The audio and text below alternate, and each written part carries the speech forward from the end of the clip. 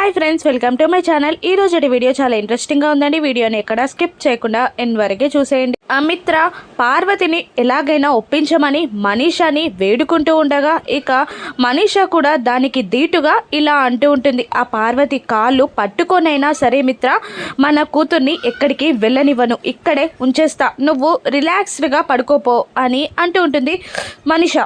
ఇక మిత్ర వెళ్ళిపోగానే మనీషా మాటలకి కంగు తిన్న దేవే అని, ఏంటి మనీషా, నిజంగానే ఆ పార్వతి కాళ్ళు నువ్వు పట్టుకుంటావా అని అడుగుతుండగా, లక్కీ మదర ఏమైనా ఆ పార్వతి నేను కాళ్ళు పట్టుకోవడానికి అని వెటకారం తగ్గకుండా మనీషా అంటూ ఉండగా, మరి మిత్రతో అలా మాట ఇచ్చేసావేంటి అని అడుగుతుంటుంది దేవయాని. అది గాలి మాట ఆంటీ, ఈరోజు రేపు ఎలాగైనా ఆ పార్వతితో లక్కీని పంపించేస్తా, అప్పుడే నాకు మిత్రకి రూట్ క్లియర్ అవుతుంది ఆంటీ అని మనీషా అంటూ ఉంటుంది. మరోవైపు లక్ష్మి వివేక్ కలిసి పార్వతి పని చేస్తున్న చోటికి వెళ్ళి, పార్వతి ఇక్కడే పనిచేస్తుందా అని అడుగుతూ ఆవిడ ఎలాంటిది అని ఎంక్వైరీ చేస్తుండగా, ఆ షాప్ వాళ్ళు మాత్రం పార్వతి చాలా మంచిది, 5-6 సంవత్సరాల నుండి ఇక్కడే పనిచేస్తుంది, ఈరోజు కూడా తన కూతుర్ని తీసుకొచ్చుకోవడానికి వెళ్ళిపోయింది, మీరెవరు అసలు అని అడుగుతుండగా, మేము తనకి కావలసిన వాళ్ళం అని లక్ష్మి చెప్తూ ఉంటుంది. తనకి కావలసిన వాళ్ళు అంటున్నారు, మరి తన గురించి మీకు తెలియదా అని రిటర్న్ క్వశ్చన్ వేయగానే, అలా కాదు, వేరే పర్పస్ మీద అడుగుతున్నాం అని అంటూ ఇక అక్కడ ఎంక్వైరీ చెయ్యలేక లక్ష్మీ మిత్ర వెనక్కి వచ్చేస్తారు. ఇక దూరం నుండి ఆ శాపతను లక్ష్మి వివేక్ల మాటలని వింటూనే ఉంటాడు. ఇక ఏంటి వదినా ఇది, వీళ్ళందరూ పార్వతి గురించి ఇంత పాజిటివ్గా మాట్లాడుతున్నారు, నాకు ఏం అర్థం కావట్లేదు, పార్వతియే లక్కీ మదరా అని అడుగుతుండగా, లేదు, తనలో ఉన్న కంగారు తొందరపాటుతనం నాకు ఏదో తేడాగా కొడుతుంది, ఇక్కడ వీళ్ళందరూ కావాలనే ముందుగా ప్లాన్ చేసినట్టున్నారు, తను ఖచ్చితంగా లక్కీ మదర్ కాదని నాకు అనిపిస్తుంది అని లక్ష్మి అంటూ ఉంటుంది. కానీ మన దగ్గర ఆధారాలు లేవు కదా అని అంటూ అన్నయ్యకి లక్కీని దూరం చేయాల్సిన అవసరం ఎవరికుంది వదినా అని అడుగుతుండగా, నేను అదే ఆలోచిస్తున్నా అని లక్ష్మి చెప్తూ ఉంటుంది. ఇక మరోవైపు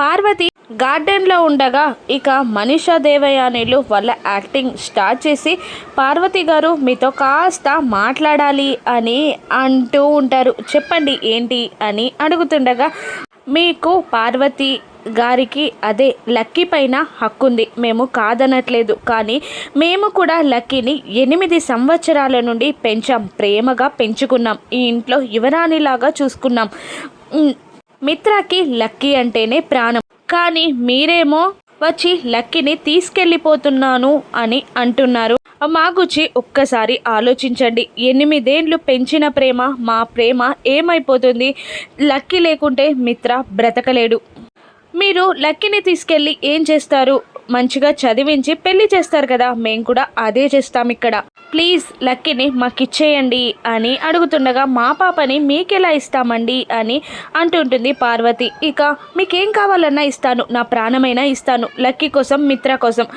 ప్లీజ్ అండి పార్వతి గారు, లక్కీని మాకిచ్చేయండి అని మనీషా ఓవర్ యాక్టింగ్ చేస్తుండగా కాస్త మెత్తబడినట్టు ఎక్స్ప్రెషన్ పెడుతుంది పార్వతి. ఇక ఇంకొక అడుగు ముందుకేసి మనీషా పార్వతి చేతులు పట్టుకొని, ఇవి చేతులు కాదు కాళ్ళు అనుకోండి, ప్లీజ్ ఒప్పుకోండి ఆ లక్కీని మాకు ఇచ్చేయడానికి అని అంటూ ఉంటుంది మనీషా. ఇక అలాగే స్టాచ్యూలో నిలబడి ఉన్న పార్వతిని ఇప్పుడు కాళ్ళు పట్టుకున్నట్టు నేను యాక్టింగ్ చేస్తాను, నువ్వు ఇచ్చేస్తాను అన్నట్టు యాక్టింగ్ చేయి అని మెల్లిగా చెవిలో చెప్పగానే పక్కనున్న మిత్ర జయదేవ్ నందన్లకి వినబడకుండా ఇదంతా యాక్టింగ్ చేస్తూ ఉంటుంది మనీషా. ఇక ప్లీజ్ మీ కాళ్ళైనా పట్టుకుంటాను అని కాళ్ళు పట్టుకోబోతుండగా, అయ్యో వద్దండి, సరే మీకే ఇచ్చేస్తాను అని పార్వతి ఒప్పేసుకుంటుంది.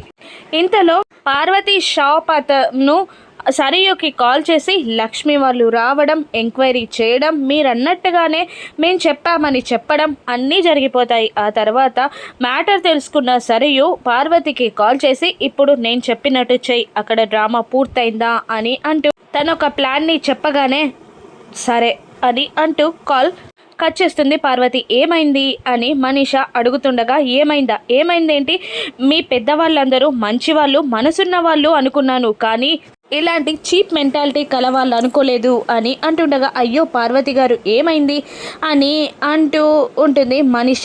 ఏం జరిగిందా, నేను ఇటువంటి దాన్ని అని నేను పని చేసే చోట, నేను ఉండే చోట ఎంక్వైరీ చేస్తున్నారట అని అనగానే మిత్ర వైపు ఏమీ తెలియనట్టే మనీష ఎక్స్ప్రెషన్ పెడుతుంది. ఏంటి మిత్ర అని అడుగుతుండగా, తను కాదు తన భార్య లక్ష్మి అంట అక్కడికి వెళ్ళి ఎంక్వైరీ చేస్తుందంట. నా మీద నమ్మకం లేనప్పుడు నేనెందుకు ఇక్కడ ఉండాలి, నా బిడ్డని మీకెందుకు ఇవ్వాలి, ఇంతలా అవమానపరిచిన వాళ్ళ ఇంట్లో నేనుండను, నా పాపని నేను తీసుకెళ్తా అని పార్వతి బెదిరిస్తూ ఉంటుంది. ప్లీజ్ ప్లీజ్ ఒక్కసారి ఆగండి ఆగండి, ఏంటి మిత్ర ఇది అని అడుగుతుంటుంది మనీష.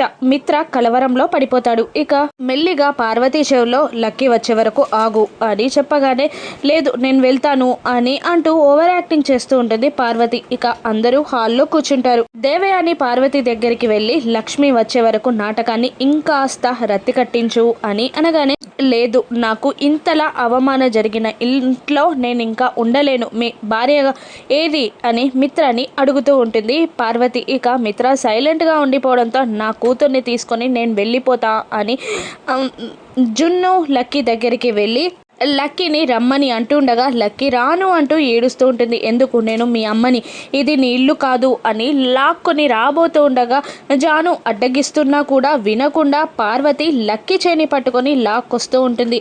ఇక మనీష అడ్డుకున్నట్టు యాక్టింగ్ చేస్తూ ఉంటుంది. అప్పుడే అక్కడికి వచ్చిన లక్ష్మి, ఆగండి, చిన్న పాపని ఎందుకలా హింస పెడుతున్నారు, మిత్రగారు ఏంటిది అని లక్ష్మి అంటుండగా, ఏంటిదా నువ్వు చేసిన పనికే ఇలా జరుగుతుంది, నువ్వు ఇప్పటిదాకా ఎక్కడికి వెళ్ళొచ్చావు అని మిత్ర లక్ష్మిపై మండిపడతాడు. ఇక మిత్ర మాటలకి షాక్ అవుతూ లక్ష్మి అది అది అని అడుగుతూ ఉంటుంది.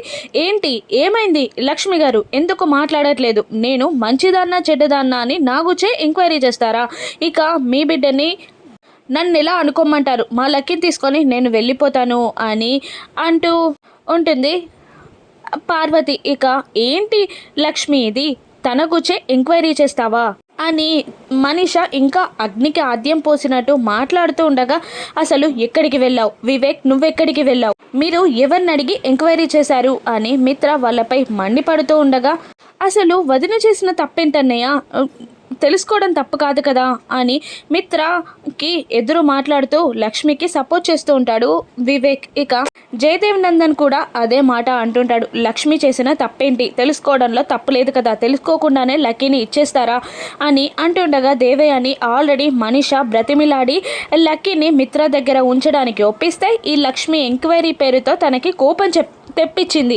ఇప్పుడు ఆ పార్వతి లక్కీని తీసుకొని వెళ్ళిపోతానంటుంది. ఈ అంతటికి కారణం లక్ష్మియే, లక్కీ ఇంట్లో నుండి వెళ్ళిపోతే కారణం లక్ష్మియే అని అంటూ బ్లేమ్ అంతా లక్ష్మి మీదికి నెట్టేలా దేవయాని మనీష మాట్లాడుతూ ఉంటారు.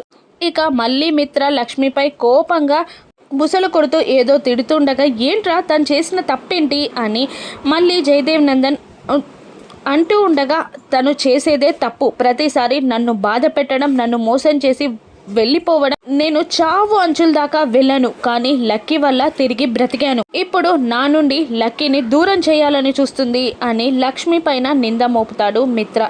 లక్ష్మి షాక్ అవుతూ ఉంటుంది మిత్ర మాటలకి. ఇక మళ్ళీ జయదేవ్ నందన్, అసలు మీ అందరికన్నా లక్కీ కోసం ఎక్కువ లక్ష్మియే కష్టపడుతుంది, అది మీరెవరు గుర్తించట్లేదు అని అనగానే మిత్ర ఒక్క నిమిషం ఆలోచనలోకి వెళ్ళిపోతాడు. ఇక ఏం చెప్పి పార్వతికి షాక్ ఇచ్చి పార్వతి లక్కీ కన్న తల్లి కాదు అని లక్ష్మి నిరూపిస్తుందో రాను ఎపిసోడ్స్లో చూద్దాం. Thank you for watching.